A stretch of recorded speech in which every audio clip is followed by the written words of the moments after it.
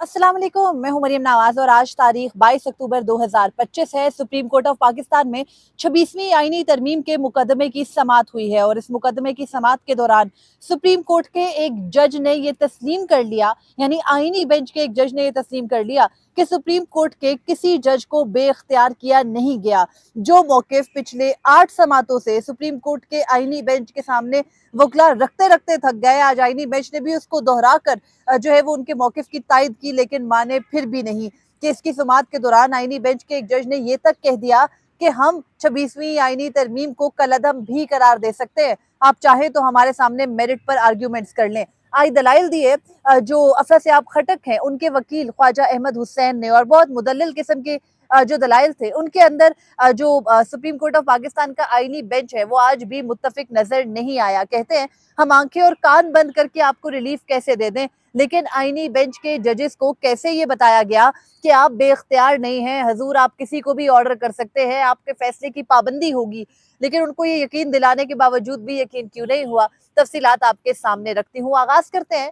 आज चूंकि एक मुख्तसर समात थी, समात के आगाज में कुछ ये हुआ कि एक तो कमरा अदालत में समात चल रही होती है तो हम लोगों की कोशिश होती है कि हम कमरा अदालत से ही मुल्हिका अपने प्रेस रूम में बैठकर जो है वो लाइव स्क्रीन पे साथ साथ रिपोर्ट कर लें, क्योंकि मसला फिर ये होता है कि लाइव फीड भी चल रही होती है तो हमारे दफातर को ये मसला होता है कि ताखिर हो रही है, साथ साथ चलाया जाए। आज क्या हुआ कि आज आवाज नहीं थी, कनेक्टिविटी का मसला था। तकरीबन पौने घंटे 1 घंटा 15 मिनट की समात थी और उस 1 घंटा 15 मिनट में पहले 45 मिनट ऑडियो नहीं थी, आवाज नहीं थी हेयरिंग की। तो हम कमरा अदालत में जाकर बैठ गए। कमरा अदालत में इंटरेस्टिंग सिचुएशन ये थी कि जो जजेस थे वो सवालात कर रहे थे अफरा खटक खटक के वकील जो है ख्वाजा अहमद हुसैन से। और ख्वाजा अहमद हुसैन आपको पता है इससे कबल उन्होंने मिलिट्री कोर्ट्स के केस के अंदर बड़ा मुकदमे को डिफेंड किया, लेकिन आपको पता है आईनी बेंच की एक अलग किस्म की जो है ना वो रीत है, जिस मकसद के लिए वो बनाया गया उस मकसद को वो जरूर पूरा करता है। और आईनी बेंच के सरबराह जस्टिस अमीनुद्दीन खान 8 समातों के ऊपर 800 मरतबा ये कह चुके हैं कि वो आईने पाकिस्तान के पाबंद है, यानी वो 26वीं आईनी तरमीम के पाबंद है और वो 26वीं आईनी तरमीम को किसी सूरत जो है वो नजरअंदाज नहीं कर सकते। आज जस्टिस आयशा मलिक ने कुछ ऐसे रिमार्क्स दिए जिससे 26वीं आईनी तरमीम के मुकदमे की समाअत करने वाले बेंच की आगे जो पूरी की पूरी हियत थी वो या बेंच के जो एक माहौल था वो तब्दील हुआ। जस्टिस आयशा मलिक के रिमार्क्स पर तो मैं आती हूँ, लेकिन पहले हम हेयरिंग को देख लेते हैं कि आज बेसिकली हुआ क्या और कैसे एक जज साहब खुद मान गए कि उनका इख्तियारी समाअत नहीं बनता। जो है वो उनका इख्तियारी समाअत बनता है तो जस्टिस मंसूर अली शाह, जस्टिस मुनीब अख्तर और दीगर जज साहिबान से भी उनका इख्तियार लिया नहीं गया मुकदमात की समाअत के लिए। और इसके अलावा हम ये भी बात करेंगे वीडियो के इख्तिताम में कि इमरान खान ने हिदायत दी अपनी पार्टी के वकला को कि वो पहुंचे सुप्रीम कोर्ट, लेकिन पाकिस्तान तहरीक इंसाफ जिसकी वजह से मतलब आम इंतखाबात बहुत बड़ी वजह है ना, उनकी बुनियाद पर 26वीं तरमीम की गई। तो पाकिस्तान तहरीक इंसाफ इसके अंदर बड़ी रेलिवेंट पार्टी है, लेकिन पीटीआई का एक भी वकील कमरा अदालत में मौजूद नहीं था। इसकी क्या वजह है इसको भी देखते हैं। खैर आगाज करते हैं। ख्वाजा अहमद हुसैन ने यही जो है वो मौकिफ रखा कि 16 जजेस यानी जो 26वीं आईनी तरमीम के वक्त पिछले साल इस दिन मौजूद थे उन पर मुश्तमिल फुल कोर्ट बनाकर केस सुना जाए। उनसे वही सवाल हुआ कि भाई 16 जज क्यों, 24 जज क्यों नहीं? तो ख्वाजा अहमद हुसैन ने बताया कि हजूर अगर आप फैसला करेंगे आईनी बेंच में बैठकर या उन जजेस को बिठाकर फैसला करेंगे तो फैसले की वो वक़्त नहीं हो सकेगी जो वक़्त आपको दरकार है। फैसला इटसेल्फ जो है वो बड़ा जो है वो तनकीद की जद में रहेगा, फैसला खुद जो है वो शफाफ नहीं होगा, तो फिर कैसे आप ये फैसला देंगे? बहरहाल मुकदमे की समाअत आगे बढ़ी। जस्टिस जमाल मंदोखिल ने कहा कि आप क्या चाहते हैं, हम किसको हुक्म दें? जजेस को अब एक मसला ये है कि भाई हम हुक्म किसे दें, कि वो फुल कोर्ट बनाए, हम चीफ जस्टिस को हुक्म दें, चीफ जस्टिस के पास तो इख्तियार है वो बनाए ना बनाए, हम हुक्म कैसे दें? बेंच कैसे फैसला कर सकता है? इससे पहले तो बेंचेस भिजवाया करते हैं और चीफ जस्टिस बना देते हैं बेंच, तो हुक्म कैसे देना है, ये सवाल है उनका।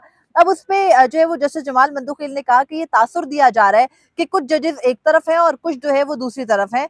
हमारे जस्टिस जमाल मंदोखिल ने कहा कि हमारे 3 काम हैं। हमारा काम आइन का दिफा करना है, आइन का तहफ़्फ़ुज़ करना है और आइन की तशरीह करना है। जब तक सुप्रीम कोर्ट के तमाम जजेस को तस्लीम नहीं करेंगे, बात आगे नहीं बढ़ेगी। ख्वाजा अहमद हुसैन ने कहा कि सर आप में से किसी पर हमें कोई एतराज़ नहीं है, आप तमाम जजेस हमारे लिए काबिल कबूल हैं। यहाँ पर सवाल इस मुकदमे की सेंसिटिविटी का, इस मुकदमे को फुल कोर्ट के सामने रखने का है। जस्टिस मोहम्मद अली मजहर कहते हैं कि हम 8 बाकी जजेस के साथ बैठकर अगर मुकदमा सुनेंगे तो फिर वो बेंच तो आईनी नहीं होगा, यानी आईनी बेंच तो सिर्फ हम हैं। अगर आईनी बेंच बाकी होंगे तो फिर वो तो आईनी बेंच नहीं होगा। ख्वाजा अहमद हुसैन ने कहा कि सर अहमद हुसैन ने कि 26वीं आईनी तरमीम में कहीं फुल कोर्ट बनाने से मना नहीं किया गया। तो जस्टिस जमाल मंदुखिल ने कहा कि आप हमारे दायरा इख्तियार को खत्म ना करें। ख्वाजा अहमद हुसैन ने कहा कि बेंच कहता है हमें रास्ता दिखाया जाए, तो कोई रास्ता मौजूद है तो हम आपको दिखाएंगे ना। तो आईनी बेंच के सरबरा जस्टिस अमीनुद्दीन खान साहब फरमाते हैं कि हर एक वकील आकर हमारे सामने मुख्तलिफ दलाइल देता है। एक सीनियर तरीन वकील साहब ने तो ये तक कह दिया कि हम 26वीं आईनी तरमीम को नजरअंदाज कर दें, यानी जस्टिस अमीनुद्दीन खान साहब चाहते हैं कि 26वीं आईनी तरमीम को देखकर ही हम जो है वो उसके मुताबिक मुकदमे को सुनेंगे। यानी सुभान अल्लाह इस अकल के ऊपर और सुभान अल्लाह इस काबिलियत के ऊपर कि आप ये देखिए कि जो एक जज साहब है उनको आईनी बेंच का सरबराह बनाया गया और वो समझते हैं कि जिस मुकदमे को वो सुन रहे हैं उसी मुकदमे के ताबे होकर वो उस मुकदमे का फैसला करें। यानी दुनिया में ये कहाँ होता है, लेकिन यहाँ हो रहा है। उसके बाद जो है वो जो ख्वाजा अहमद हुसैन है उन्होंने अपने दलाइल के अंदर ये कहा कि जजेस की तरह वकील भी एक दूसरे से इख्तलाफ रख सकते हैं। मैं इस बात से इतफाक नहीं करता कि 24 के 24 जजेस पर मुश्तमिल फुल कोर्ट बने। जस्टिस आयशा मलिक ने कहा कि 2 सवाल हैं। नंबर 1 सवाल ये है कि क्या फुल कोर्ट हो या नहीं, और अगर फुल कोर्ट हो तो कौन सा हो, 16 जजेस के या 24 जजेस का, ये सवाल है। उसके बाद जो है वो ख्वाजा अहमद हुसैन ने कहा कि हो सकता है कि अटॉर्नी जनरल कहें, अटॉर्नी जनरल ये आर्ग्यूमेंट रखे कि फुल कोर्ट भी बेंच होता है, तो ये भी बेंच है। तो वो जो आपको पता है वकला कल से ये समझाने की कोशिश कर रहे हैं कि हजूर फुल कोर्ट सुप्रीम कोर्ट के तमाम जजेस होते हैं, उनको इकट्ठा करना होता है। अगर आपने जो है वो फुल कोर्ट को बेंच कहना है तो फुल कोर्ट बेंच नहीं होता। तो ख्वाजा अहमद हुसैन ने कहा कि जस्टिस मोहम्मद अली मजहर ने राजा आमिर केस में यानी प्रैक्टिस एंड प्रोसीजर केस के अंदर पूरी तफसील के साथ एक हेडिंग के अंदर ये बताया कि फुल कोर्ट जो है वो क्या है और फुल कोर्ट एक्चुअली एक बेंच होता है या नहीं होता। उस पर जस्टिस मोहम्मद अली मजहर ने इतफाक भी किया। चूंकि जस्टिस मोहम्मद अली मजहर का उस वक्त जो है वो साइड कोई और थी, तो इस वक्त कुछ तब्दील हो चुकी है, तो इस वजह से वो अपने उस मौकिफ से जो है वो ये तो नहीं कह सकते कि मैंने वो मौकिफ नहीं दिया और उससे एतराज भी नहीं बरत सकते। उसके बाद जो ख्वाजा अहमद हुसैन है उनके दलाइल में उन्होंने कहा कि आईनी बेंच इस केस में फुल कोर्ट बनाने का हुक्म दे दे तो उसको उस पर कोई मुमानियत नहीं है। 26वीं आईनी तरमीम में कहीं जो है वो आर्टिकल 191A में नहीं दर्ज के आईनी बेंच फुल कोर्ट बनाने का हुक्म नहीं दे सकता। उसके बाद मुकदमा आगे बढ़ा। जस्टिस जमाल मंदुखिल ने कहा कि हमें देखना होगा कि हमारा इख्तियार है फुल कोर्ट का बनाने का हुक्म देने का या नहीं है। तो जस्टिस आयशा मलिक ने यहाँ पर आके बहुत जो है वो अहम रिमार्क्स दी और कहा कि अगर हम ये मान भी लें कि कोई दूसरा बेंच आईनी मुकदमात नहीं सुन सकता, उन्होंने कहा गो कि मैं ये तस्लीम करती हूँ कि फुल कोर्ट बन सकता है और फुल कोर्ट बनाने पर कोई मुमानियत नहीं है, लेकिन अगर हम इस मौकिफ को तस्लीम भी कर लें कि कोई दूसरा बेंच जो है वो आईनी मुकदमात को नहीं सुन सकता और आईनी बेंच बैठकर ये तशरीह कर दे कि आर्टिकल 184(3) के मामलात पर फुल कोर्ट बनाया जा सकता है जिसमें तमाम जजेस हों, तो अगर आईनी बेंच जिसको आर्टिकल 184(3) के तहत तशरीह का इख्तियार है वो ऐसा फैसला कर दे और वो आईनी तशरीह कर दे उस मामले के ऊपर जिस पर 26वीं आईनी तरमीम खामोश है, तो फिर क्या मसले का हल हो जाएगा? इस सवाल के बाद जो है वो जस्टिस जमाल मंदुखिल ने कहा कि आईनी तरमीम से बेंचेस बनने के रूल्स जो है उनको तब्दील कर दिया गया है। और जस्टिस मोहम्मद अली मजहर ने कहा कि देखिए ख्वाजा अहमद हुसैन साहब, आपका और मेरा एक बात पर इत्तफाक था और वो इत्तफाक ये था कि अगर 16 जजेस पर मुश्तमिल बेंच बनेगा तो वो जो है वो रेगुलर बेंच कहलाएगा, वो एक रेगुलर फुल कोर्ट होगा, वो आईनी बेंच या आईनी फुल कोर्ट नहीं होगा। तो जस्टिस मोहम्मद अली मजहर ने यह भी कहा कि कई दिनों से पूछ रहा हूं कि आर्टिकल 191A(3) की पाबंदी को कैसे नजरअंदाज करें। जुडिशल कमीशन ऑफ पाकिस्तान अब जजेस को नामजद करता है और जुडिशल कमीशन ऑफ पाकिस्तान की नामजदगी जो है उसके तहत ही आईनी बेंच के जजेस हैं। उसके बाद ख्वाजा अहमद हुसैन ने कहा कि देखिए फुल कोर्ट को केस भेजने के लिए आपके हाथ बंधे नहीं हुए। जस्टिस जमाल मंदुखिल बोले कि आईनी बेंच किसी मामूली बेंच को मुकदमा नहीं भेज सकता, मगर क्या फुल कोर्ट को भेज सकता है? क्योंकि ये वाली बात तो तय है ना कि जो आईनी मुकदमात है उनको किसी फुल कोर्ट को हेयरिंग के लिए नहीं भेजा जा सकता।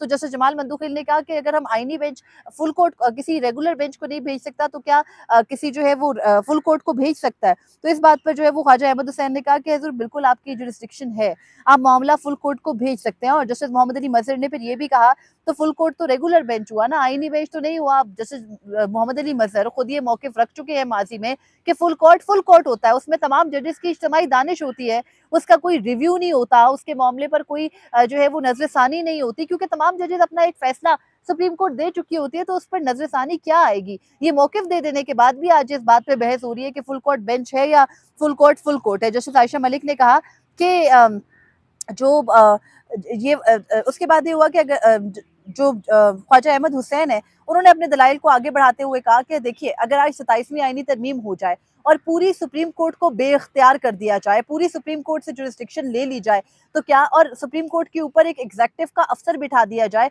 जो सुप्रीम कोर्ट को रेगुलेट करना शुरू कर दे, तो क्या सुप्रीम कोर्ट बैठकर उस 27वीं आईनी तरमीम के खिलाफ मुकदमा नहीं सुनेगी? सुनेगी ना। तो इसी तरह से 26वीं आईनी तरमीम के खिलाफ भी मुकदमा पूरी सुप्रीम कोर्ट बैठकर सुन सकती है।